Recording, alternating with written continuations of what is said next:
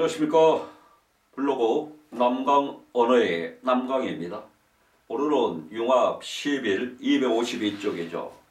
이 글은 전체 몇 문단인가요? 7문단이네요. 그쵸?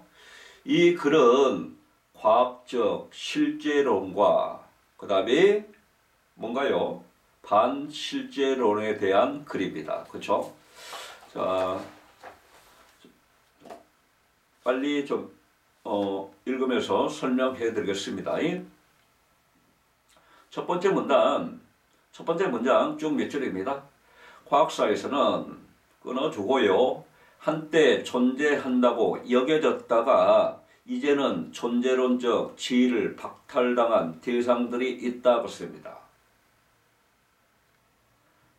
자, 생기력이나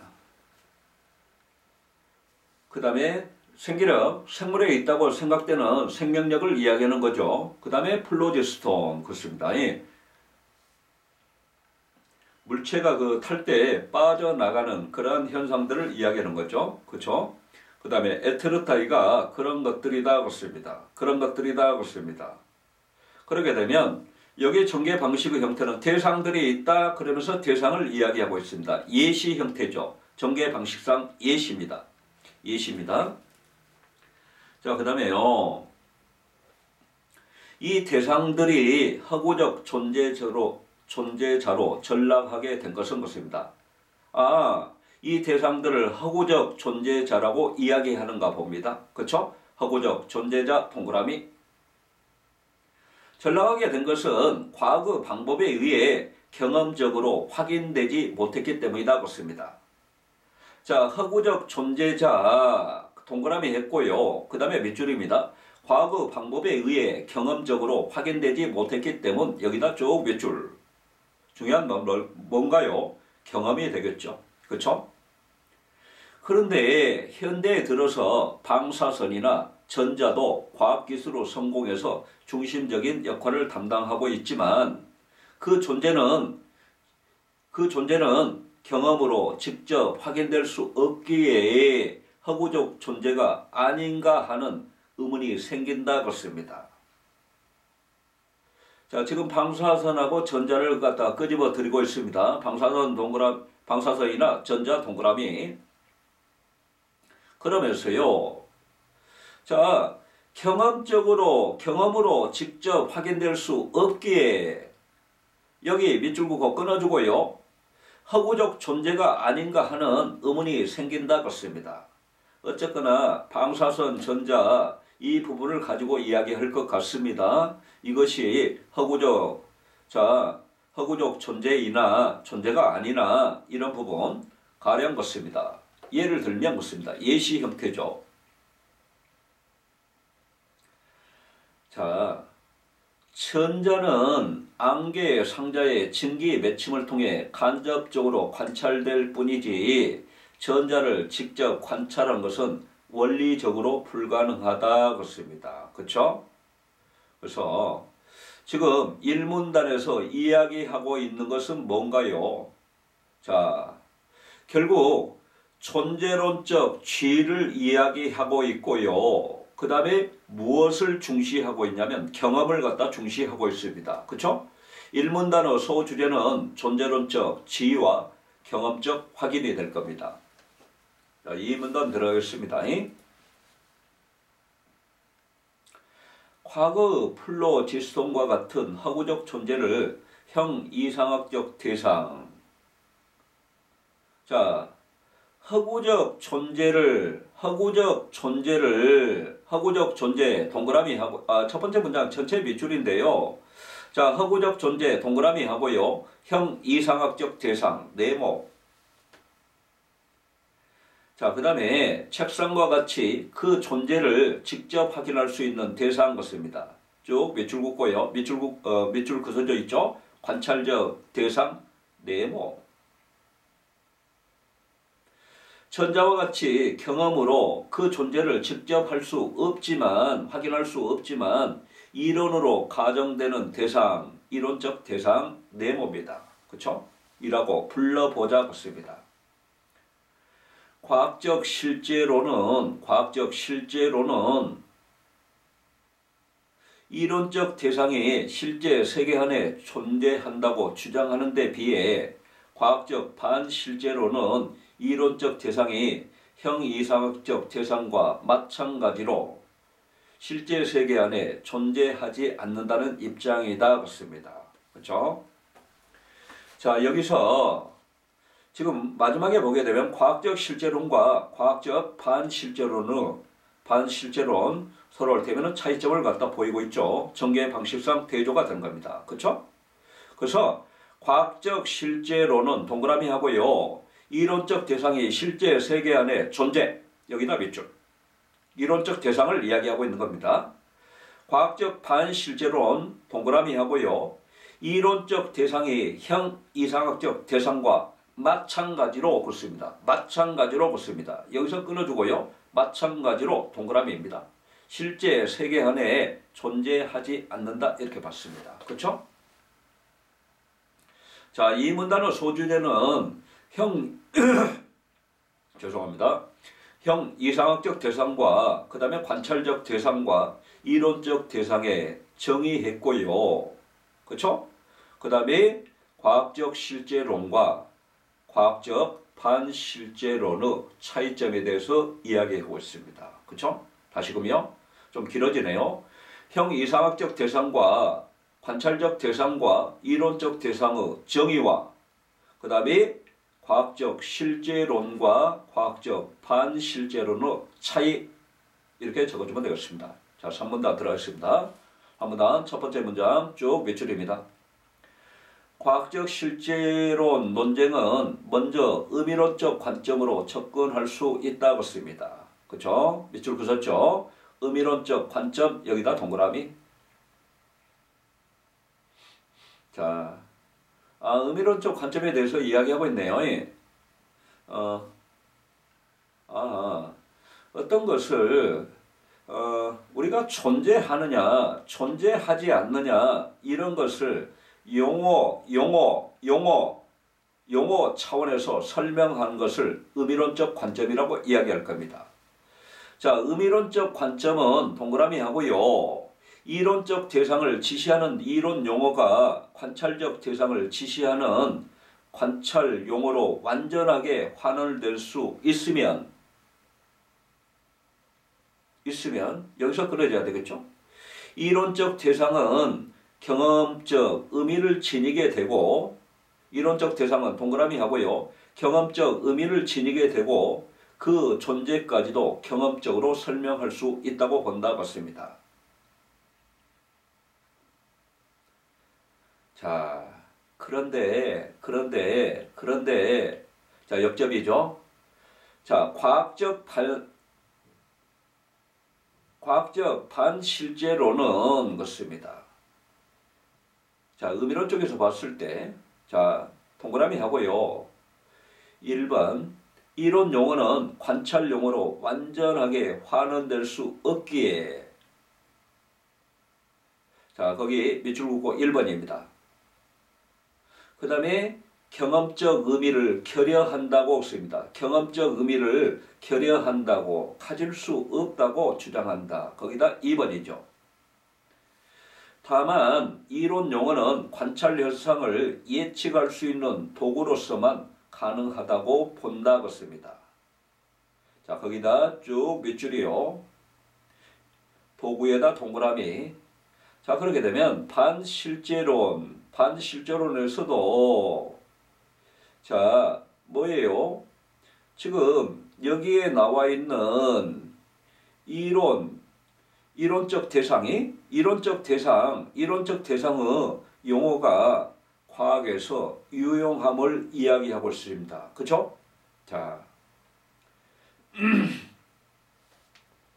자, 이 부분, 앞에 부분을 다시금 정리하게 되면 즉 그렇습니다. 세모죠. 이론 용어는 그렇습니다. 이론 용어는 동그라미입니다. 세계와는 어떤 대상과 지시관계를 맺는 것이 아니며 그렇습니다. 세계와는 어떤 대상과 지시관계를 맺는 것이 아니며 그렇습니다. 밑줄 긋고 끊어줍니다. 아니며 내가 컵이라고 했을 때 지시 대상이 있을 겁니다. 그쵸? 지시 대상이 있겠죠. 이걸 이야기하는 거죠. 그렇지만 이론 용어는 있지만 지시 대상이 없다는 이야기입니다. 관찰 가능한 대상들의 작용이나 행태를 예측하고 설명하는 것을 도와주기 위해서만 고안된 편리한 학구적 대상에 불과하다는 것이다. 편리한 학구적 대상에 불과하다는 것이다. 편리한 동그라미하고 학구적 대상에 불과하다는 것이다. 여기다 몇 줄입니다. 결국 이론 용어가 과학에서 쓸모가 있다 없다, 쓸모가 있다 이렇게 이야기하고 있는 겁니다. 그렇죠? 그래서 산문단에서는 과학적 반실제론의 이론 용어 해석했죠. 과학적 반실제론의 이론 용어 해석이 될 겁니다. 자, 산문단 들어가게 됩니다. 첫 번째 문장 쭉 몇 줄입니다. 과학적 실제론도 끊어주고요. 이론 용어가 관찰 용어로 완전하게 환원될 수 없다는 것을 인정하지만 그렇습니다. 이는 이론 용어가 경험적인 의미를 독자적으로 지닌다고 보았기 때문이다 그렇습니다. 이는 이론 용어가 경험적인 의미를 독자적으로 지닌다고 보았기 때문이다 그렇습니다. 자, 거기 쭉 몇 줄 하고요. 독자적으로 경험적인 의미를 동그라미 하고요. 독자적으로 지닌다. 여기다 동그라미입니다. 이러한 주장의 근거로서 이론 용어와 관찰 용어 구분이 분명하지 않음을 제시한다. 이론 용어와 관찰 용어 구분이 분명하지 않음을 제시한다. 분명하지 않다. 무슨 이야기입니까? 관찰과 비관찰의 경계가 모호하다는 이야기입니다. 그렇죠? 관찰과 비관찰의 경계가 모호하다 이렇게 적어줍니다. 자, 다이아몬드는 구체적으로 들어가게 됩니다. 예시 형태입니다. 다이아몬드는 다양한 종류 탄소 원자로 이루어져 있다. 관찰할 수 없는 이론적 대상인 탄소 원자들이 모여 관찰할 수 있는 다이아몬드를 형성한다는 것은 이론 용어와 관찰 용어 경계선이 자명하지 않음을 보여준다 그렇습니다. 또 그렇습니다. 또 예를 들겠습니다. 바이러스는 또 세모하고요. 바이러스는 전자현미경에 의해서만 관찰되지만 관찰적 대상처럼 존재를 인정받는데 이는 존재 대상이 인간의 생리 구조와 지식 상태 그리고 이용 가능한 도구에 따라 상대적으로 설명된다는 것을 의미한다 그렇습니다. 자, 결국 무슨 이야기예요? 이용 가능한 도구란 뭘 이야기하는 거예요? 전자현미경이 있어야 바이러스가 관찰될 겁니다. 그렇죠? 실제 생활에서는 관찰할 수 없습니다. 그렇죠? 그렇지만 이 바이러스를 갖다가 자, 무슨 전제로 관찰자 대상으로 이렇게 취급을 하고 있는 겁니다. 그렇죠? 따라서 그렇습니다. 세보죠. 과학적 실제로는 동그라미 하고요. 이론 용어와 관찰 용어 구분이 이론적 대상과 관찰적 대상의 존재론적 지위를 만들어낸다는 주장이 정당화될 수 없다. 여기까지 밑줄입니다. 정당화될 수 없다. 여기 부분에다 동그라미입니다. 자, 그렇게 되면 아까 3문단에서 과학적 반실제론의 이론 용어 해석했다면 4문단에서는 과학적 실제론의 이론 용어 해석이 되겠죠. 자, 그 다음에 5문단 들어가겠습니다. 첫 번째 문장 쭉 몇 줄입니다. 대표적인 과학적 반실제론자인 반프라센도스입니다. 인물 나오게 되면 동그라미입니다. 반프라센도. 자, 여기 동그라미 반프라센 동그라미 하고요. 관찰과 비관찰을 구분하는 경계선이 분명하게 그어줄 수 없으며 그렇습니다. 이 이야기는 무슨 이야기예요? 관찰과 비관찰의 경계가 어쩌다 명확하다, 모호하다. 경계선의 변화가 가능하다는 점을 인정한다 그렇습니다. 그렇죠? 자, 그 다음에 그러나 이것을 관찰 가능한이라는 말이 모호하다는 것만 보여주지 양극단에 분명히 관찰 가능한 것과 분명히 관찰 불가능한 것이 있다는 것을 부정하는 것은 아니라고 말한다고 했습니다. 이는 머리카락이 몇 올 있을 때부터 대머리인가를 말할 수 없다고 해서 대머리는 없다고 말하는 잘못이나 마찬가지이다 것입니다. 여기 부분 잘 이해하셔야 될 겁니다. 자, 그 다음에 밑에 설명하고 있습니다. 머리카락이 한 올도 없는 사람, 극단이죠. 한 올도 없는 사람을 대머리인가를 말할 수 없다, 대머리인가를 말할 수 없다고 해서 대머리는 없다고 말하는 잘못이나 마찬가지다 것입니다. 제가 일단은 자, 거기 윗부분은 넘어갔네요. 머리카락이 한 올도 없는 사람을 대머리라고 분명히 말할 수 있기 때문이다 것입니다. 머리카락이 한 올도 없는 사람, 뭘 이야기하는 거예요? 극단에 있는 것을 이야기하는 거죠. 대머리라고 분명히 말할 수 있기 때문이다 것입니다. 그렇죠? 단지 이 어느 머리카락이 어느 몇 카락이 있어야 그 기준이 되는가, 그 기준만 모호할 뿐이지 대머리가 없는 것은 아니란 이야기입니다. 그렇죠?